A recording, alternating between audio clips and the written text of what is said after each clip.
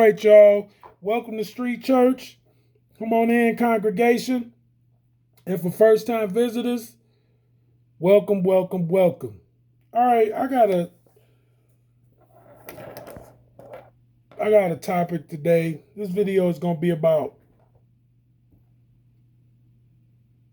how I feel about something. I feel a certain way about something that I just recently saw, and my spirit just was just indignant about it. And I want to talk about it. There's a rapper that goes by the name of Key with an exclamation point, excuse me. It's a rapper from Atlanta, and he goes by the name Key with an exclamation point on it. Not Key Glock, but Key from Atlanta. Anyway, Key Glock is from Memphis, I believe. So anyway, this Atlanta rapper named Key, capital Key exclamation point. He's got a song now that I think has been out for about a week, and it's called You Need God. And the song itself, to me, is mediocre at best. It's got a sample from the Screaming Pastor that used to come on BET like 2, 3, 4 in the morning. Pastor Kearney Thomas. It's got a sample from him. So I see why the song was titled You Need God. And even though like the song has got a clever hook, decent flow, and it's another guy in there with him, flow is actually his flow to me was better than the actual artist that the song is supposed to be by. This guy Keith from out of Atlanta. Now, when I did a little research on him, because I wasn't really trying to put all that much in it too, because I'm gonna tell you why I was offended, right? Why I feel some type of way about that song. You Need God. I see that he done put in some work, right, as an artist. I see that he tied in with a lot of mainstream underground, what you would call mainstream underground people, right? They mainstream, but they also able to go underground. It's like a hybrid. I call them mainstream underground people. People like ASAP Rocky or Lupe Fiasco or Chance the Rapper. Like they can do stuff that hits mainstream, but they can also go underground when the numbers from mainstream ain't adding up, right? So they have that ability to be able to do that. I think A Boogie with the Hoodie is able to do that too. He's another one I like to call mainstream underground. Now, the reason I see he got ASAP Mob under, what I'm saying? Like he's associated with these artists like ASAP Mob and Matt Ox and Mike Will Made It and Sunny Digital. Major names say he's responsible for the come ups of Playboy Cardi and 21 Savage and so anyway, I'm he done put in his work as a rapper. What I did not like about he used that track to do a live performance, You Need God, inside of a church.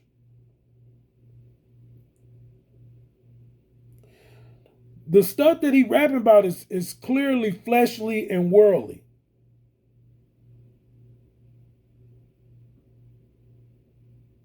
Then he has the audacity to go inside of a church and do a live performance inside of a small local church, right? That probably got some real history behind it.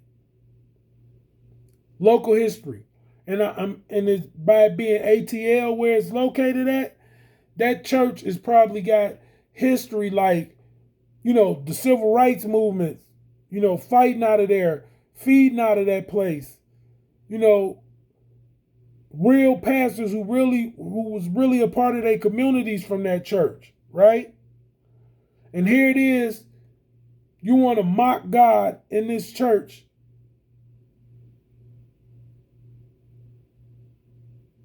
that was probably founded in its beginning, like in its conception, right? When this church was founded, there was probably some real servants of God in this church.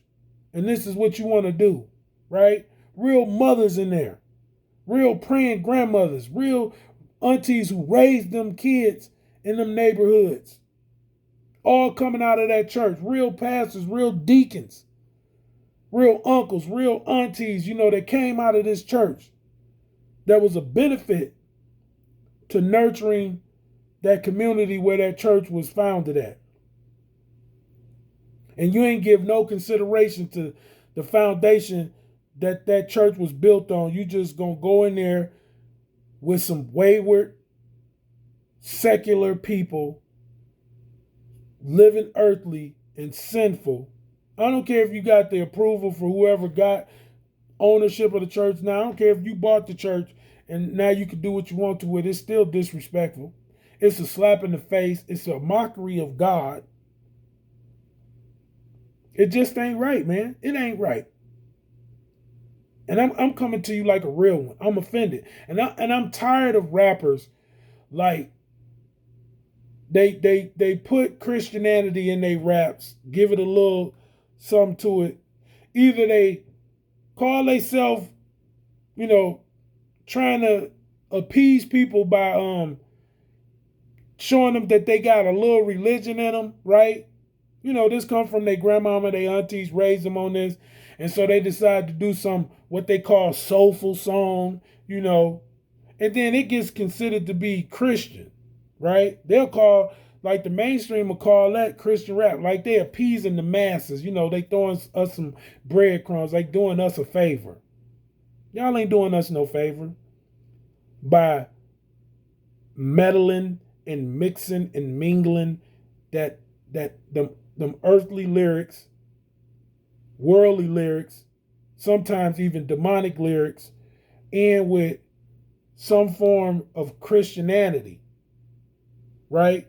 Something that comes from the word of God, something that comes from the way they was raised, from their grandmama really believing in the Lord Jesus Christ. And y'all take it and twist it and make it something secular, right? To draw attention to y'all and make y'all successful. And then it misleads people into believing that, hey, you can live a worldly life but still be okay with the Lord. He understand, ain't nobody perfect. No, we ain't perfect.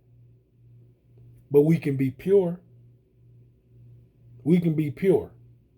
We don't have to be perfect. The Lord asked us to abstain from evil and live a pure life, not a perfect life, a pure life. That is possible. For every man, woman on this earth, it's possible for us to live pure. Not perfect, but pure. We can purify our minds, we can purify our hearts, and we can purify our hands. And abstain from evil. And if we have struggles with certain things, like the sins that are really strong in our life, that's a struggle. That's different. That's something that you just got to continue to work on. But at some point, you have to make a choice to live pure or impure. Don't play around with, let me tell you something. It's just like the street code.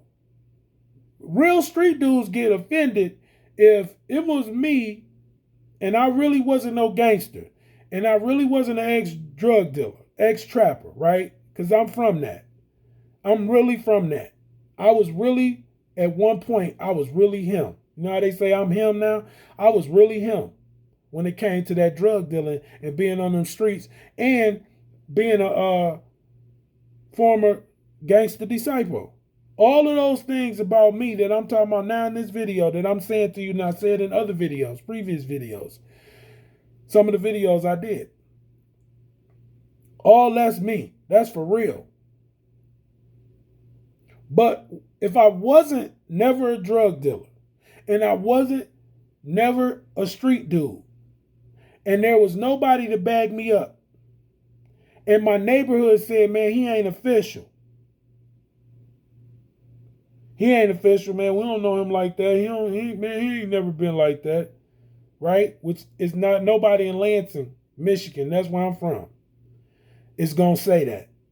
They gonna say, no, bro, he was out there getting to the bag. Yeah, he was a gangster disciple. He ran with the gangsters. He ran with the disciples. He did things. He put in that work.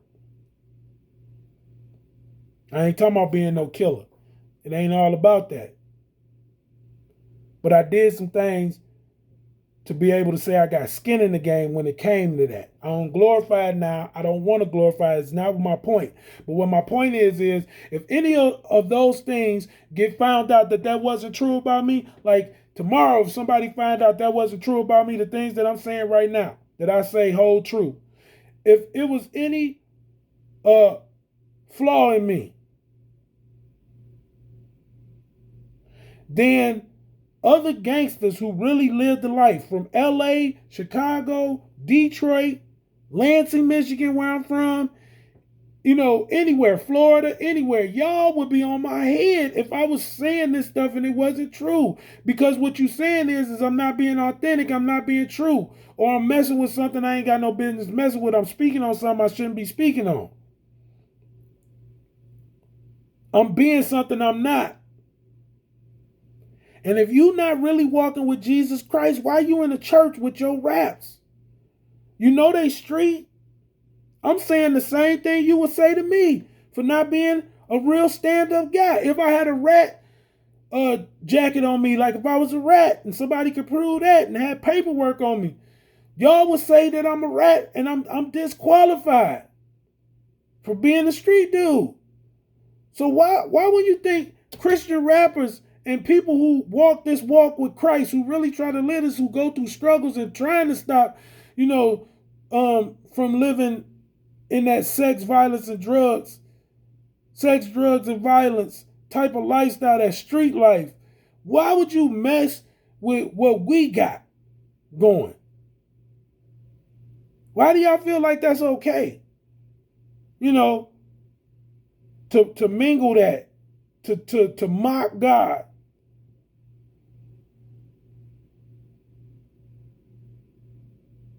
Y'all wear Jesus pieces. Y'all some of the biggest drug dealers ever. Y'all wear the Jesus pieces to show y'all status as drug dealers and street dudes. Crucifixions, crosses. Y'all make these little songs that sound like they gospel and they ain't. Why? Why disrespect us like that? Why do us like that? And we the ones that are the ones that try to help your little nephews and your nieces get out those gangs, get out that street life. When they get pregnant and they don't want to tell nobody because they so ashamed, they go to the churches for help. Clothing for the homeless. Y'all done left y'all aunties out there. Y'all always talking about auntie, aunt, and big homie. And y'all done left them people out there to drown in their sins. Y'all give them a couple $100 when y'all hit the corner stores to shoot y'all little videos and stuff like that. Turkey drives. Y'all do a little turkey drive, some bike drives, give away some toys, stuff like that. And then y'all go make 20 or 30 songs, put it on an album that's going to encourage them kids to get off that bike and get into somebody's car and get a gun and get to sliding. Them same bikes y'all bought them with them bike drives and the book bags, they going to have to carry guns in them book bags and have guns on them when they ride them bikes that y'all got them at them little charity events that y'all do, because the music say something else.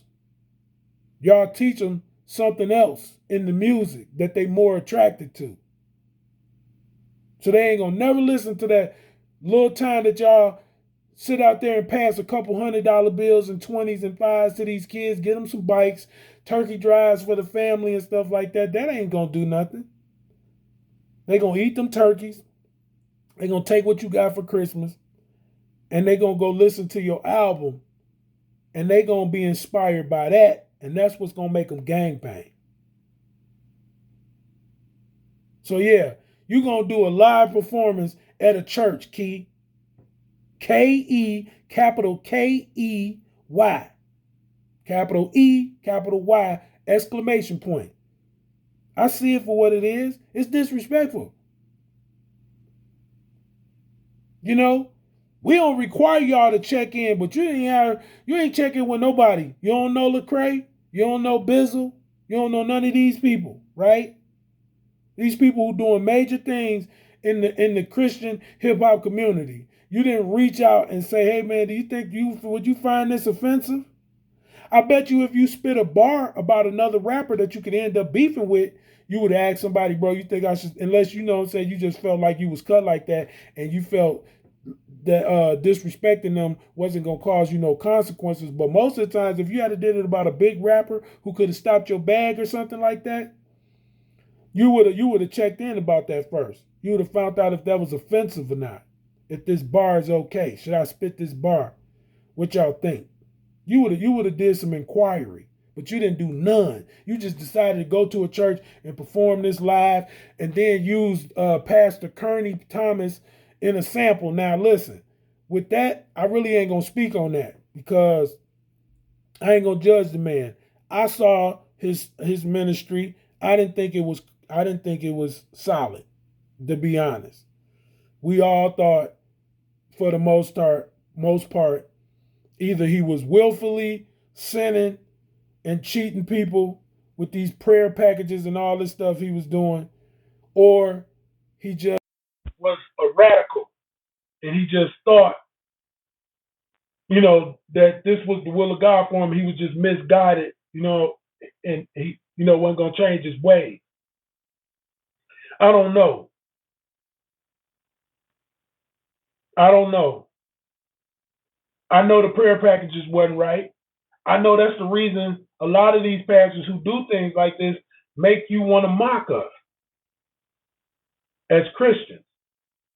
We leave a lot of room for y'all artists to mock us. Our little, our little auntie that's just, caught up in Jesus, and she a little radical and fanatical about it, and she just want to get it out, but she ain't trained and she ain't really walking the walk. She's still smoking her little blunt and drinking her beer, but she want to talk about God. She really loved Jesus. I know what it is because I done did it too. And you know what? A lot of times it's that she don't want to be mean to her little cousins and her little nephews and stuff while they standing out there doing stuff they ain't got no business. She don't want to tell them, go on, get off my porch and don't come back. So y'all take that as her being off brand, but it's really you. It's really you. And so y'all take that and feel like y'all can mock and scoff. Y'all know what? Listen, this is street church. I'll lay it all out, and I'm going to always do it. We lay it out over here. I know what you think of most of the people who go to church, whether it's your uncle, cousin. Y'all think of them. Y'all think less of them than you. You think you got you think you superior over them. They just crazy. They just nuts. They just off. They just radicals. They just fanatics. They just what I want to say. They just man, they just faking with that old white man's religion. Y'all know what y'all say. Y'all know what y'all say. And so for that reason, I see why y'all do the mockery that y'all do. How you put Jesus in the music, but it's really a mockery. Y'all will do one or two little sad songs and, oh, I'm praying for my homie. and I'm praying for the hood. Huh? And that's just supposed to make us think that you got some kind of relationship with God. Man, stop playing with me. That is faking the funk. I'm using an old school word. That's faking the funk just as much as if my street cred wasn't what it was and I keep talking about it on these videos and people find out I really wasn't no drug dealer. I really wasn't no street dude.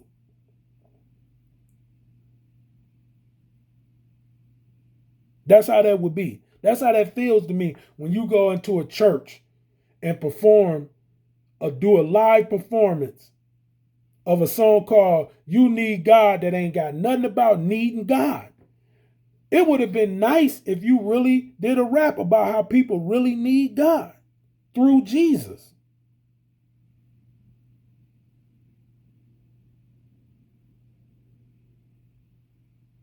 But you didn't. You just went in that church and did that rap about you need God. And the only reason you called it You Need God because you thought it was going to be controversial and worth the shock value to put the hook about Kearney Thompson.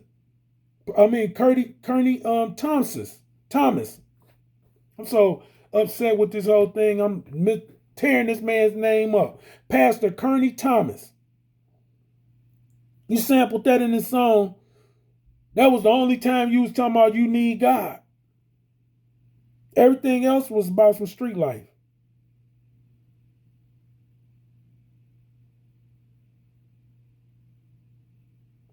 Imagine if I did a song where I sampled a street song, right? I sampled a street song, but everything else was about don't worry, be happy. No street stuff in it. Man, y'all have laughed me. Y'all have laughed. Y'all have just threw it out the car if it was a CD. You would have skipped it if it was online. You heard it on YouTube. You just went to another song. You'd have thought that was the dumbest thing I did. You'd have thought that was you know how we say that's weak when it's it ain't a good rap song. We say, man, that's weak. That's weak as heck. Man, what is this? This ain't it. No, I'm telling you, that what you did, it ain't it.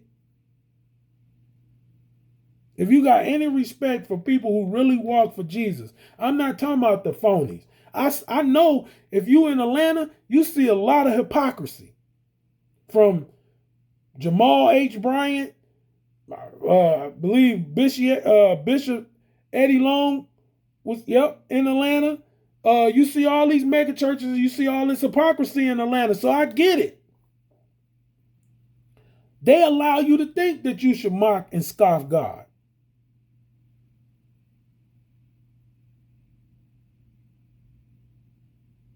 But that ain't it, man.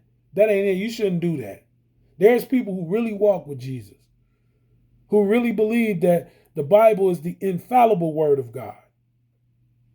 And I will give respect where respect is due. As a rapper, I'll give you your respect. What I don't respect is what you did because I'm a Christian rapper. And this channel that I do is based on my belief in Jesus Christ. And I just found it offensive. And I'm just coming to you like a man to man. It ain't about beefing or nothing. I don't care nothing about that. And I know you don't have to care about nothing I'm saying in this video, Key. You don't. I just think it's wrong. It ain't it. So anyway, on that note, you know what I'm saying? I'm just going to leave my congregation with scripture. It's available for you too. It talks about not being a mocker or a scoffer. It's dangerous. You don't want to do that because your arms is too short to box with God. So you don't want to do that. You don't want to do that, young man. I'm 49. I don't know if you older than me or you younger than me. I believe you younger than me. But you don't want to do that. And let me say something else too. If you really did that music because sometimes you get a feeling that you're searching in your soul, that your mind is searching, that your soul is searching, that your heart is searching, right? I got music, Holy Seidel. That's the name I go by as a Christian rapper.